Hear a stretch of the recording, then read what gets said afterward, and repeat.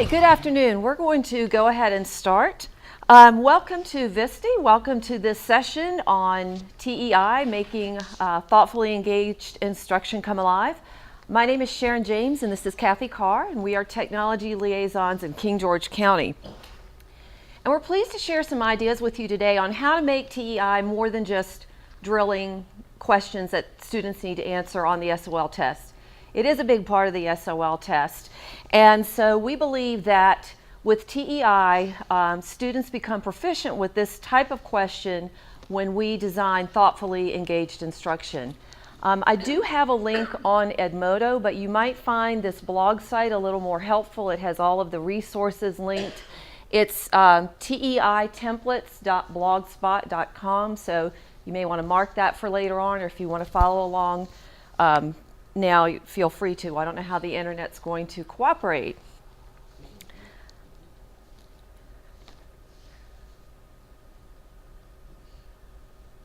You want to go to the PowerPoint? Yep.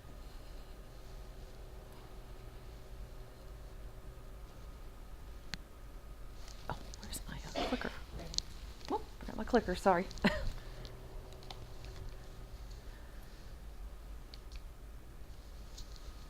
All right, I like to think of myself as an instructional designer. In fact, all of us that are in here, all of us that are part of education are instructional designers.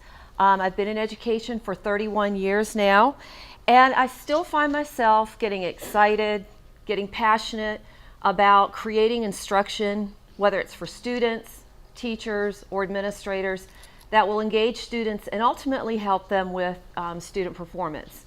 Every year, I'm just like, when I was in the classroom, I get excited, and I have a real passion for using creativity and innovation in how we engage our students.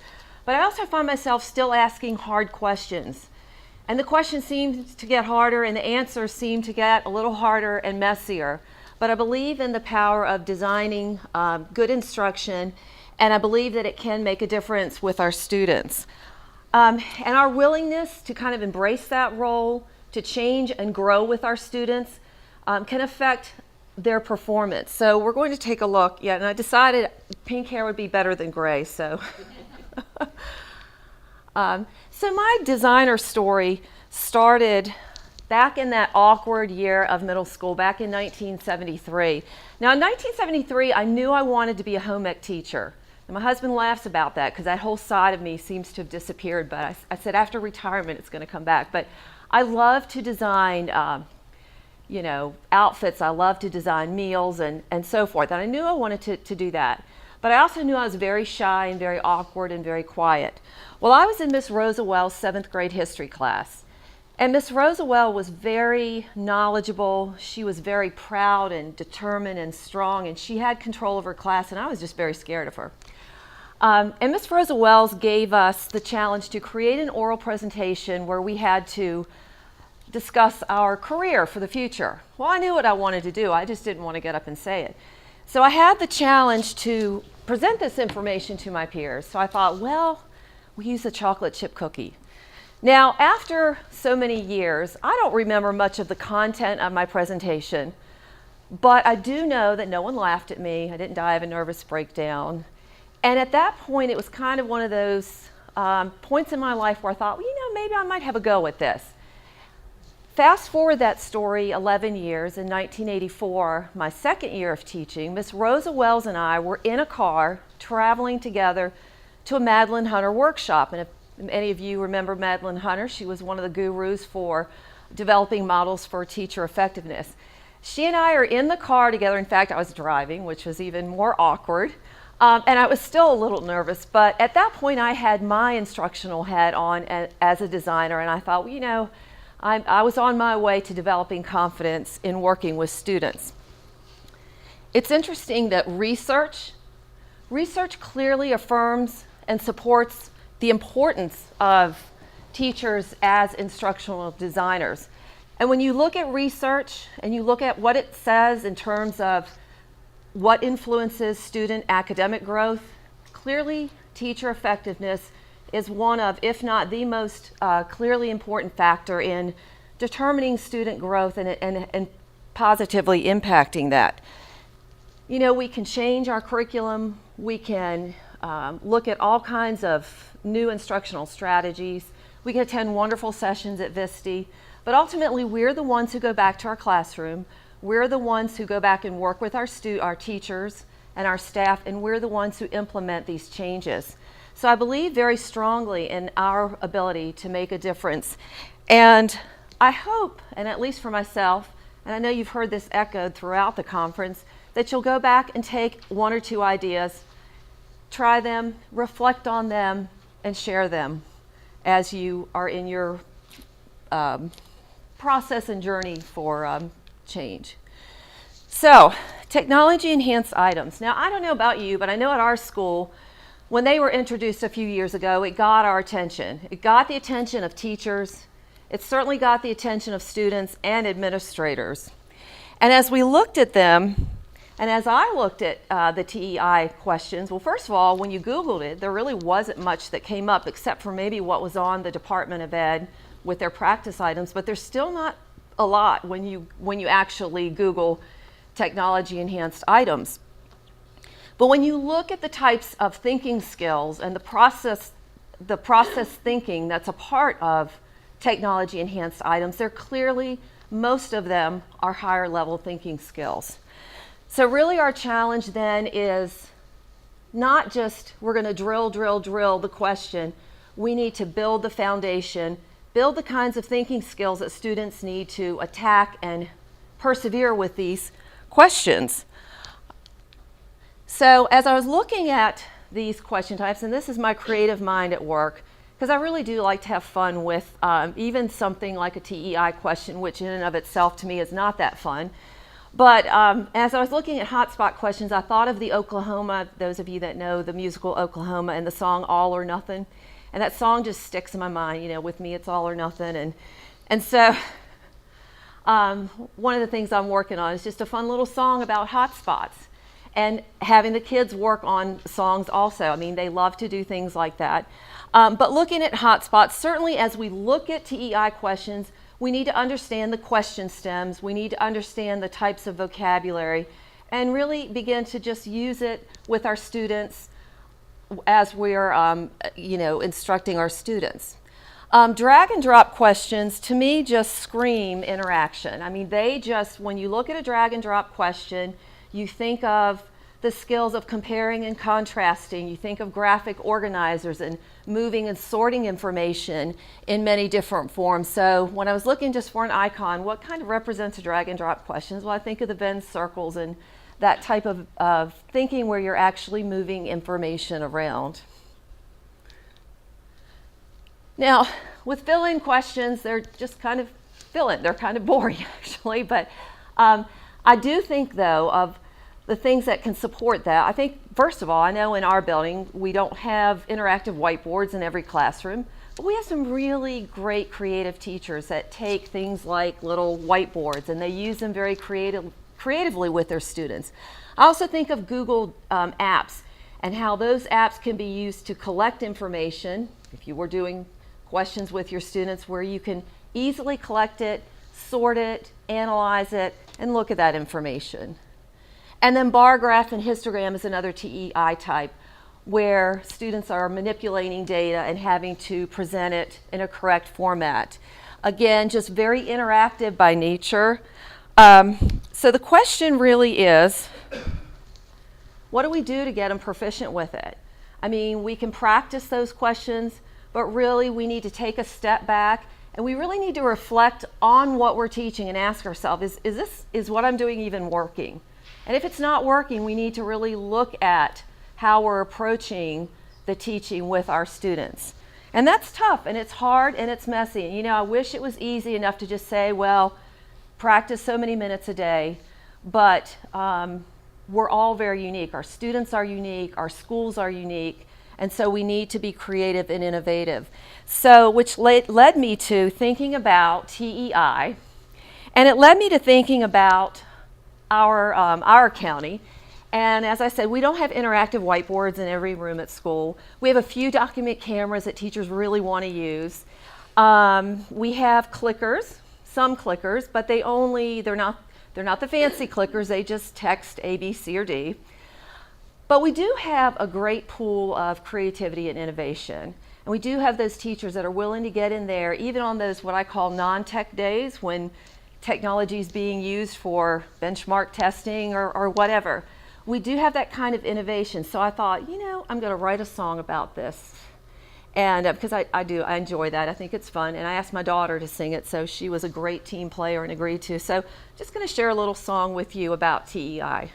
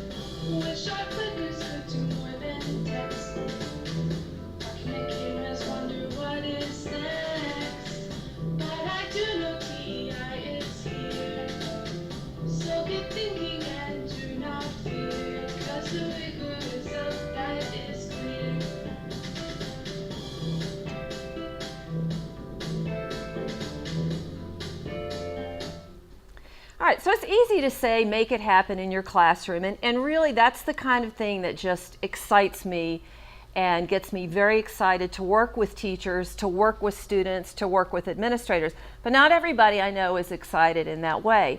The nice thing about in our county, and we have 5 schools, so we're a relatively small county, we have a math and a reading supervisor, I think that's their title, and actually they're on board now. So we have a nice collaboration among ourselves, kind of talking about how to engage our students in thoughtfully engage. So I think having conversations is a good starting point, getting your key curriculum folks working with technology to see how we can get students engaged in that kind of thinking. Oh, whoops, let's go back. So when you look at your toolbox, you know, technology is just fun because there's always something out there that's new that I always think, wow, you know, my mind just spins off in 5 different directions on how you could use it. But as a designer, when I'm designing instruction, my question is always, what's going to be the best tool or tools? And that's what I want my students to learn, and that's what I want my teachers to learn. When they're looking at an activity, that there's really, you know, there could be more than one tool. What are the possibilities that are out there? And to be honest with you, I know in our county and in our building, there's some tools that get underused, you know, so it's a balance. But what I believe is key, and what I am so thankful when I went through graduate school, this message got ingrained in my mind, is that we need to give students the opportunity to search for information, to sort it in many different ways, and then to create, which is my passion, that excites me. And then to communicate. They want an audience, and you've heard that said, and they do. They want an audience. They want to be able to take what they've done and share it with other people. So again, how do we marry this up with TEI? Well, I can't help because I've been in education long enough. There are those days where technology is not available. I don't know about your county, but we have at least 2 weeks where benchmark testing takes all of our computer usage. We don't have iPad carts to fall back on. But you know what? That doesn't stop good teaching. And so the things that our tried and true things that we've used before, really can support the types of thinking. Even though students are taking these questions on the computer, that kind of thinking can go on even on those off times when technology isn't quite reliable. So, you know, the hula hoop, making your Venn diagrams, dragging and dropping cards, organizing your information, using that higher level thinking. Of course, I love colorful things, so anything colorful, I can find all kinds of ways. So, one of the tools that I would like for us to try to explore today is the answer pad. Now, I don't know if any of you are familiar with the answer pad, but this is a student dialogue system, and it's free. They have a paid version, but I haven't paid for the paid version. And the nice thing about, well, there's some, I'll be honest with you, there's some drawbacks to the student dialogue system, but it is a way to interact with your students with many different question formats. So we're going to take a look at those formats and see how we might use those to build discussion with our students, to get them thinking and to generate some good discussion. The answer pad works well. There is an iPad app called Tap It. So it only works on the iPad, but it does work on for the app. For the app, right. The app is only available on an iPad. However, you can use the answer pad on any web-enabled device.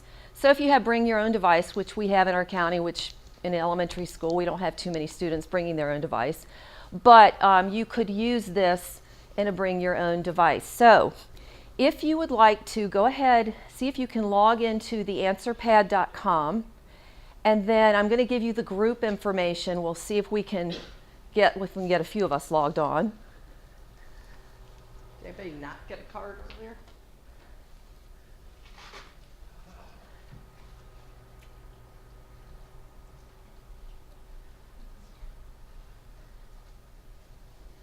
If you're able to get into the answer pad, when you do, maybe give me a thumbs up or something. Is anybody on yet? Not yet. All right. Well, as we're waiting, on the free version, with the free version of the answer pad, you can enroll up to 200 students, and you can create up to 8 classes. Now, what I'm going to focus on with the answer pad is what they call their interactive feature. So this is nice in that it's really an on-the-fly thing, kind of like you would use your clickers in the verbal mode. With the answer pad in the Go Interactive, you really don't have to do any prep work. If you are in a lab setting, or if you're in your room and you have iPads and you want to get some quick feedback from your students, this is a tool that would be very helpful. If we can get logged in. Not yet? I got to the page. All right, if you get to the page and you go to the login, which will be in, I think, in the upper right corner, and you log in as a student, you will need a group, which is VSTE. VSTE is your group. And then you'll need a username, and that's what's on your card. It'll be VSTE with a number, and I don't think it's case sensitive. And then your password is just VSTE. So it's VSTE as the group name, VSTE with a number, whatever's on your card, and then the password VSTE. Now, of course, if you were setting this up for your class, you could personalize it with your student names. Enough for getting it. Were you able to get in? Okay. Once and if you're able to get in, you will have, yes, you'll have a green bar that says Go Interactive. Yes, and if you'll click the Go Interactive, You said the password was? VSTE, just plain VSTE, yes.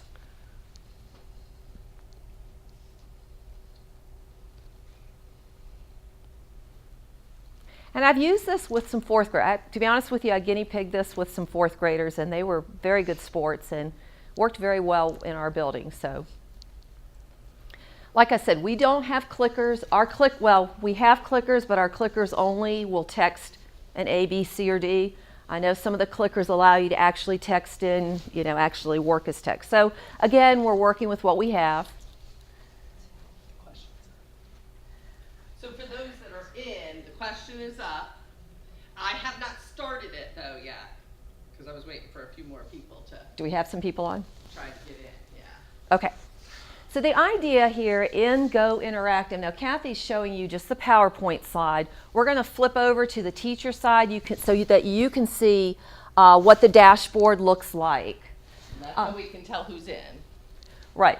So on the dashboard, you're going to notice you have some different options for sending out. It's called sending out questions. And we're just going to pick a few of these. We'll start with the multiple choice. Now, their multiple choice is just single answers. But you'll notice over here on your dashboard, as you all start to fill in your answers will appear over here on the little rectangle. And yes, the question was, what year was VSTE founded? Do we need to go back to our A, B, C, or D? All right, let's go back one more time.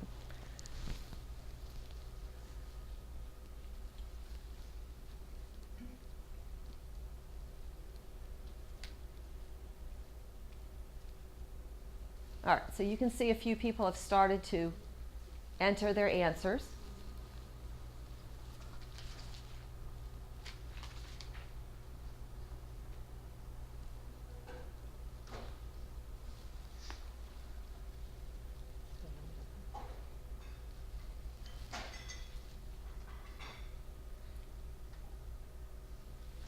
Now, this does generate a bar graph, which is nice. Whoops. There we go. Sorry about that. Okay, so it's going to generate a quick bar graph. Now, the drawback, to be quite honest with you, with the answer pad and this particular feature is you don't have the export feature. Whereas on most of your clicker systems, even in verbal mode, you can export your information. On this, you can't. However, again, the intent here is really to be used as part of a discussion.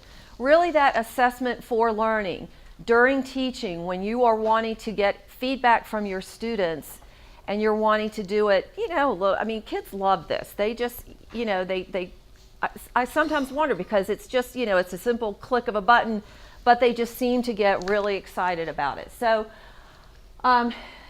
that's just your multiple choice. So we're going to go back to the answer pad. Yes. Got to give them the answer. Oh, we got to get the answer. Okay, that's right. What year was VSTE founded? Anyone know for sure? 80, 84, 86, or 88. We had. What did we have in our responses? Let's see. We had 2 for 80. Yeah. 2 for 86. 3 for Was 84, 80. See, and 1 for 88. y'all. Unless y'all are too young in here. It's 1986. See? C.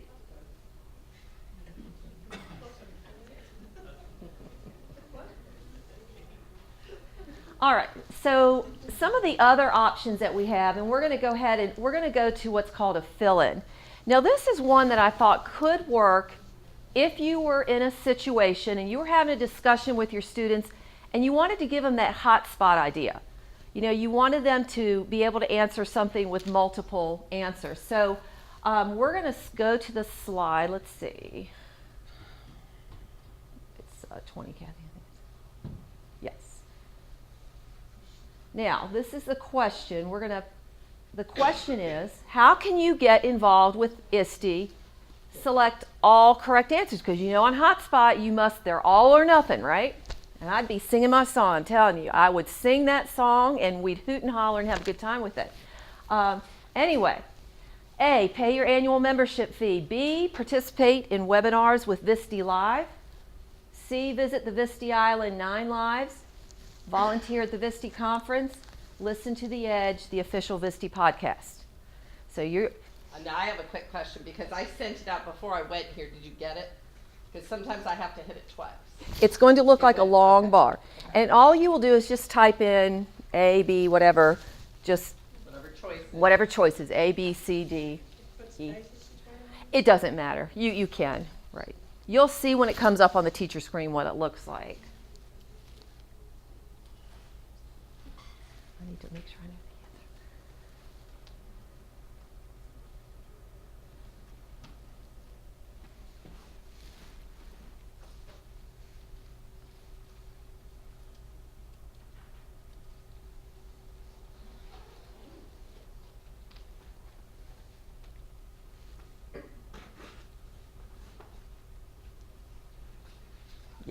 Let's see how it's going.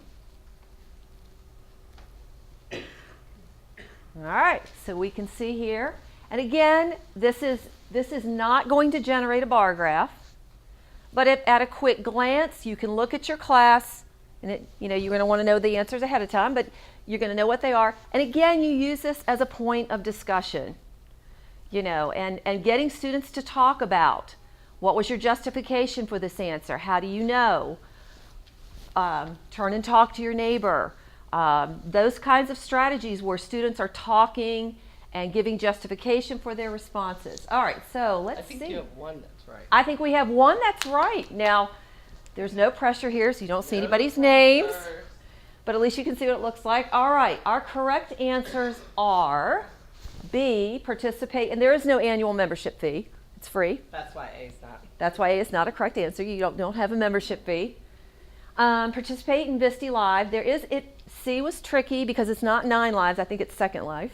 I don't participate in it. I'm sorry, but I don't. But D, you can volunteer at the conference. And E, the Edge, is the official VSTE podcast. So B, D, and E were your correct answers. All right.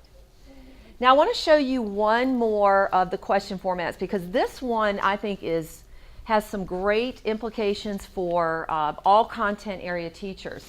This is what we call the template gallery. I'm going to, Kathy, click on the, yeah. In the free version of the answer pad, you can upload certain templates. So for example, there are different categories, but you can just look right here. You've got blank clock faces, you've got maps, you've got coordinate grids. You've got a variety of different images that you can upload, and then your students can then actually, if you're wanting them to find coordinate grids, if you're wanting them to put the hands on a clock, you can push that out. So let's try pushing, well, we'll do just a blank one. There is actually a blank one. They want to see something. Yeah, but I don't know what the good question is for that, so you're going to have to come up with a question. Right, we'll pull the coordinate grid. All right, and then she's going to send out the coordinate grid. She's the math guru here, so I'm going to let her put her on the spot. Do it. And these are all available. This is all the free version. This is not a paid version. Now help me out because I can't see it that small. Is it by one? Yes. Thanks. All right, so we're going to plot 2, 4. 2, 4. I didn't start with any negatives. Hint, hint. 2, 4. And you cannot change it to a 3 zoom. 3 zoom, I don't know what The that 2x to make that bigger. but so I can see. Yeah, so you'll see. You can notice she can change her screen size, especially on these where you'll want to have a bigger view.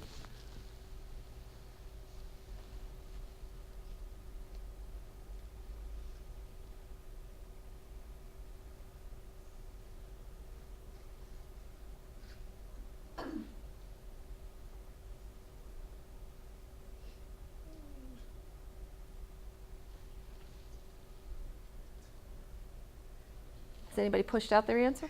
Anybody submitted? Oh, Okay. I found one. All right.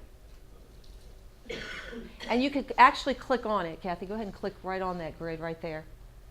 Yeah. So you can actually click on it and it will make it larger. So again, the intent would not be to embarrass anybody. Certainly, I would make sure student names would not be, I'm not into embarrassing people. But again, using them as points of discussion, it's that quick feedback that kind of lets you know as a teacher, how do I need to gauge my instruction? It's those quick assessments that we use that help to guide our instruction.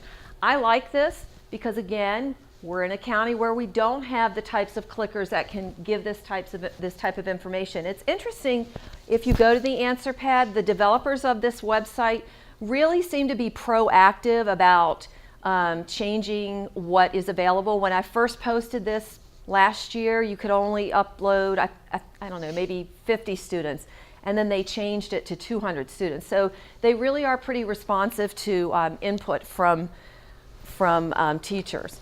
So that's one tool that can be used with your students. I thought it was kind of a neat tool. All right, so we're going to continue on. Let's see. Oh, good googly Google. Yes, good googly Google.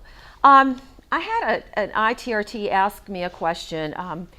I've developed a lot of templates using the Active Inspire software where they're actually hotspots. And I love Active Inspire, and I'll show you a little bit more later on in the presentation. But the drawback with those types of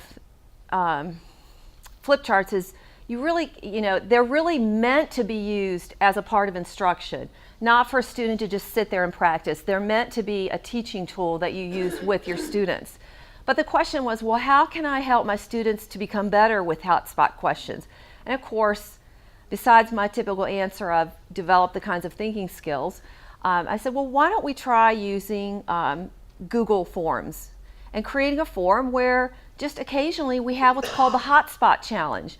I love to make things fun and make them a challenge. And people are creative and they can come up with all kinds of challenge boards and things. So we have created a 4-question presidential trivia with hotspot questions that we invite you to participate in. To be honest with you, I wouldn't have passed it if I hadn't looked at the answers. So, and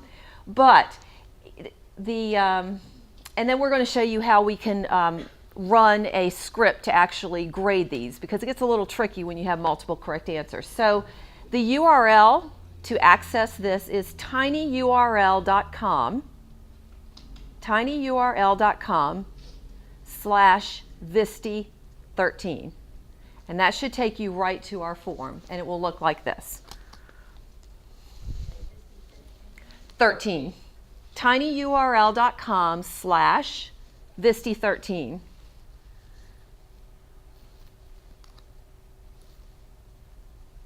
Now, as you're waiting for that to come up on your device, when I created this form, I actually created it with multiple pages so that it wasn't a long scrolling up and down, so you would continue from one page to the next.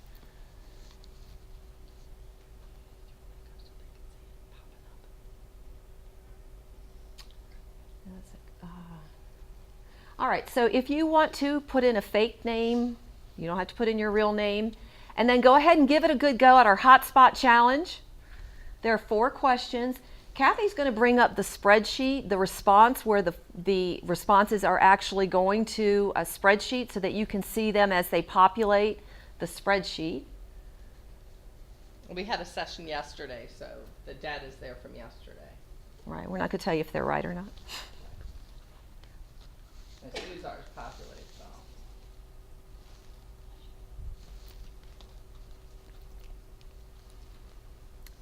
You can even leave the name blank if you would like. There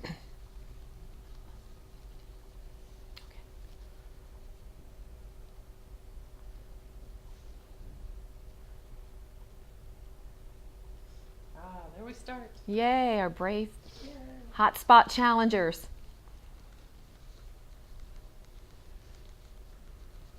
Obviously, as a teacher, you're not going to have this projected, but you can see them coming in if you're near your computer.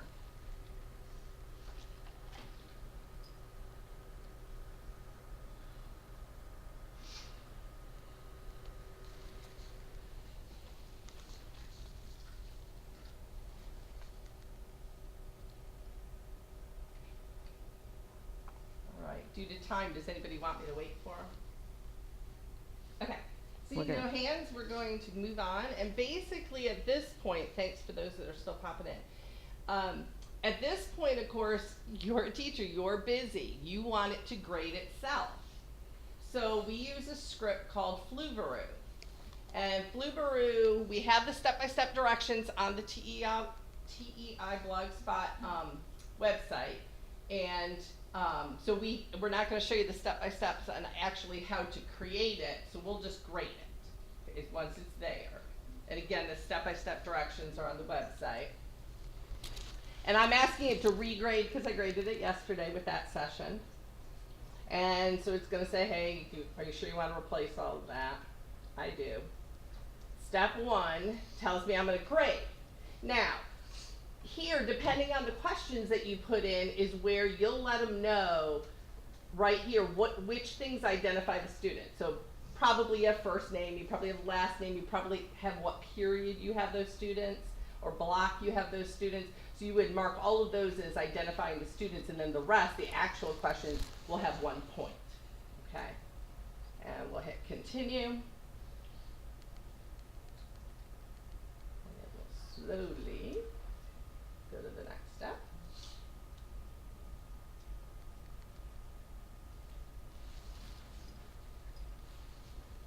There it goes. Slowly.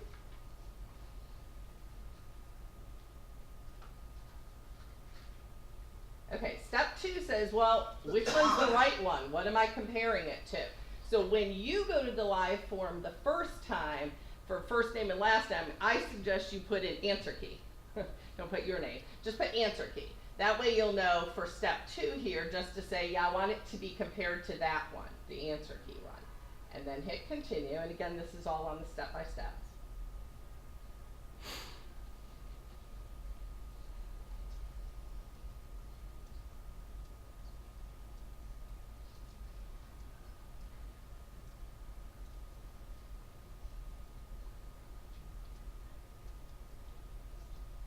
And the first time it grades it, it creates this second tab called grades at the bottom.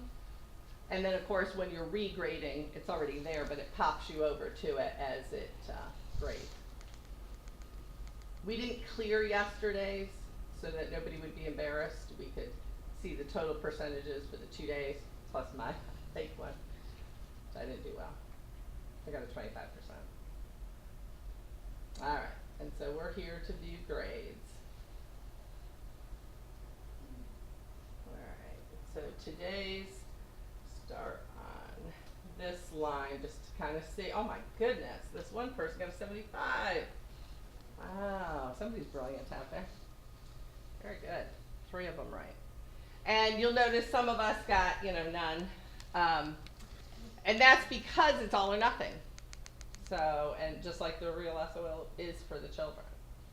So we really can't ignore these types of questions, and they're for some students they're very intimidating, and they don't understand why if they got part of it right. So again, in our very creative minds, we make it a challenge. We make it something that we're working at this together, and so we are trying to build up their endurance for taking this, because quite honestly, it takes a lot of endurance to take this information, to look at it in more than one way. All right, so last year, as I was thinking about TEI, thoughtfully engaged instruction, I really decided I wanted to take on the challenge of how to make this something that I could share with other people. So I decided to start a blog. I'm really not much into Twitter, but I thought I would like to start a blog. And my original intent was just to share some templates, because there's not much out there. You can go to the DOE, you can go to their practice items, you can look at what they have, but in terms of other practice items, there are not a lot of practice items out there. So I started this blog and worked with my division readings coordinator and worked with the math specialist, and we started working with creating some flip charts that are all created in Active Inspire. So if you're a Smartboard user, it's going to be a little harder to use them. If you're a Promethean, you're in luck. But we really wanted to make it something that we could use with students. I've also included a few other math charts that are what I call TEI-like. There's ones with money where students are doing TEI-like things, but again, these are meant to be instructional, and really they have a lot of fun with them. So I'm really happy with the feedback that I get from other teachers when they're using them. This year, though, I thought I wanted to kind of dig a little deeper. I thought, I've got some resources out there, but I really wanted to dig deeper and really start to talk about those ideas for making the instruction thoughtfully engaged. So every Tuesday I post a TEI tip, and boy, Tuesday comes really fast, because I'll post one and then all of a sudden, oh my goodness, it's the weekend, Tuesday's here. So it's really challenged me as a learner in working with other teachers to get them to find out, what are you doing that's engaging your students with thoughtfully engaged instruction. And one of the stories I want to share with you is my latest TEI tip up there was with these wonderful group of 5th graders. And their teacher approached me and said, hey, would you be interested in showing them how to create questions with Active Inspire. And I feel very confident in working with the software, so that wasn't a problem. I said, well, sure, I'll show them. So I met with them for 40 minutes for about 5 days, and within 2 days they had picked it up. Now, what was interesting, of course, in my adult mind, I was like, well, they have to look like this because this is how they look on the test. But you know how kids are. They started working with the software, and they're like, well, can we do this and can we do that? And so really, if you look at some of the pages in the flip chart, and these are all with prime and composite numbers, which is a 5th grade SOL. They started getting a little fancier, and I thought, why not? They understood what they were designing, and they wanted to, of course, customize it with the whole Minecraft. And they had such a good time. And I think what it was is they were beginning to realize their role as a designer and those little opportunities that we give them to create something that's authentic. And I told them this was going on our blog, that we would share it with other teachers and with other students. They were quite thrilled. And it was, again, just an eye-opener for me to really work with students, the importance of giving them an audience with what they're doing. So on the blog, there are several tabs. The math and reading you can look at your convenience. There is a link called More TEI Resources, and there's one link in particular that I want to share with you, and it's under TEI links. And it's the first one, and it's from Allen Teachers, and I don't know if any of you have been exposed to this. It's fairly new, I believe. But this, I've actually emailed the web designer. He's obviously very, very talented, and he is a math and computer science teacher, I believe, in Culpeper. And he was working with his ITRTs to develop some practice questions. And let me tell you, these simulate the TEI question just like you would see them on the benchmark. Oops, we're not. Okay. Well, they have stem and leaf practice. They have grades 2 up through algebra. So if you are not familiar with that resource, you want to make sure that is one that you mark and go back and share it with your staff. He also emailed me just yesterday and said if teachers have questions that they would like for me to work with, send them to me. So he seems very receptive to working with this. So I encourage you to go back and visit that website. So the Active Inspire, Active Inspire. We're going to skip past Active Inspire. I can't say enough about it because it is, I call it my designer's delight because it is by nature interactive and engaging. The other thing I'm very passionate about is video. Now there are all kinds of video tools out there, but giving students the opportunity to create little video clips, and I say this because I work with elementary students, and I have students in 2nd grade that are doing projects, that are doing things that involve their taking information and they're creating it. So when we're thinking about TEI, how do you justify a movie with TEI? So let's look, for example, at a question you might see in 4th grade. This is a typical question from the DOE. So it says click on all the correct answers. Which of these descriptions are true for a rhombus? So they have to click on all of those. So in my mind, I think of vocabulary, and I think of that whole part of the English SOLs that are your oral language skills. And also beginning in 4th grade where you're having to understand what a media message is, creating a media message for an audience with a purpose. And I can see a perfect fit right here in not just having the students read this and making a movie, but having them actually look at, giving them, your job is to go find rhombuses and think of all the attributes that are out there, whether you're going to make a podcast or you're going to make a quick little Voki video or you're going to use Animoto. Again, if you look at the questions and you ask yourself what kinds of thinking skills are involved, what do the students really need to know? Yes, they need to get them all correct, but they need to understand that vocabulary term. Here's another example. Okay, I'm going to finish this up with Animoto. Again, I love Animoto, but let's look at why I love it, because it can do things like support instruction on a 5th grade reading SOL test. This is finding examples of figurative language. Again, that whole idea of taking information, searching for information, giving the students the task of, okay, now your task is to find examples of figurative language, create a presentation, a quick presentation in Animoto, and share it with us. You're building those kinds of skills that when they get to this test, and they've had some exposure with it, it excites me. Let's see, let's go to the last slide, Kathy. Oh, you're all right. Am I on the last slide? All right. And gosh, we're about out of time, but one of the things sometimes that student or teachers will say is, gosh, that kind of teaching, how do you manage it? That always comes up, and we've had great success this year with the Classroom Dojo. That's something that you can check out, but I've had teachers that work with Class Dojo. They take their iPad or their phone, and the students love it because you can reward positive behaviors. You can also you can add and earn points for negative behaviors, positive behaviors. You can create your fun little avatars.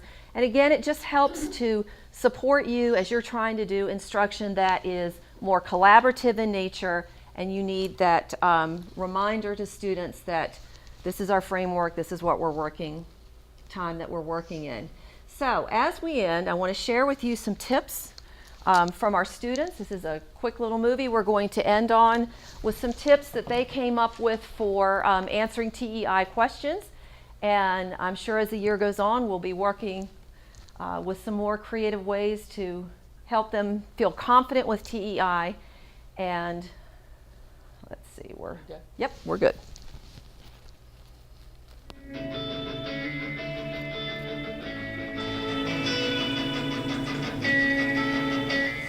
TEI tips to help you become totally and thoughtfully, triumphantly tested.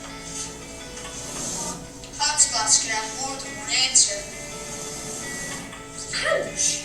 but you have to get them all correct. It's all or nothing with hotspots. So look at each answer carefully. And eliminate ones that you know aren't correct. Use your scratch paper without the answers. Spelling questions have an empty box to write the answer. So don't just guess. Work it out first before you write the answer. Ask yourself, does this answer make sense? Dump your brain on your scratch paper before testing starts. To help you remember important facts you've learned. Drag and drop questions have daggers, no draggers to move. But they just can't go anywhere. Once you have them in place, Go back and read them. it should make sense. Just moving them anywhere is like daydreaming with you. Tweet. Tweet. Instagram. Facebook And text. Remember, it's cool to have those TEI questions on the test. Totally, thoughtfully, triumphantly.